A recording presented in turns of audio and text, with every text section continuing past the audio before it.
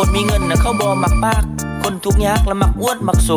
การแต่งตัวต้องรู้ไว้ก่อนเน้นเงินผ่อนละบ่จ่ายเงินสดแม้นแต่รถก็ยังเป็นหนี้เอาดาวทุกอย่างและที่มันควงหน้าหาเงินมาก็ใส่ตายแต่นี้กินของดีละบ่ฮู้จักอดออมทุกข์ก็ยอมต้องเลิศไว้ก่อนยามนอนก็มักนอนตื่นสวยส่วนคนรวยแล้วเขามักตื่นเช้าอันกินเหล้าเขาก็กินเป็นยามกินแต่เช้าฮอดค่ำละแม่นคนทุกข์มักสนุกและเที่ยวไปวันๆเงินหมดสั่งมันละค่อยหาเอาใหม่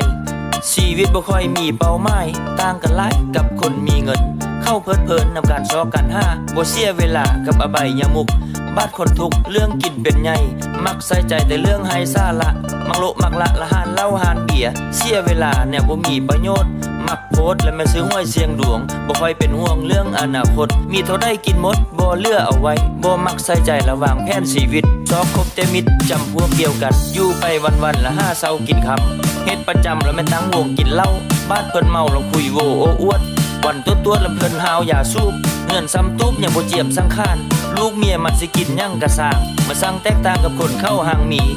หมดปีเขาซุ่มแซวเทื่อนึงเงินดามสลึงเข้ากะห่วงกะแห้งอันคนจน5จนตะเลือกตามแมนสิ่งตอบแทนและแม่สุราป่าปิงคนรวยเขาซื้อรถซื้อบ้านคนจนขี้คานสร้าง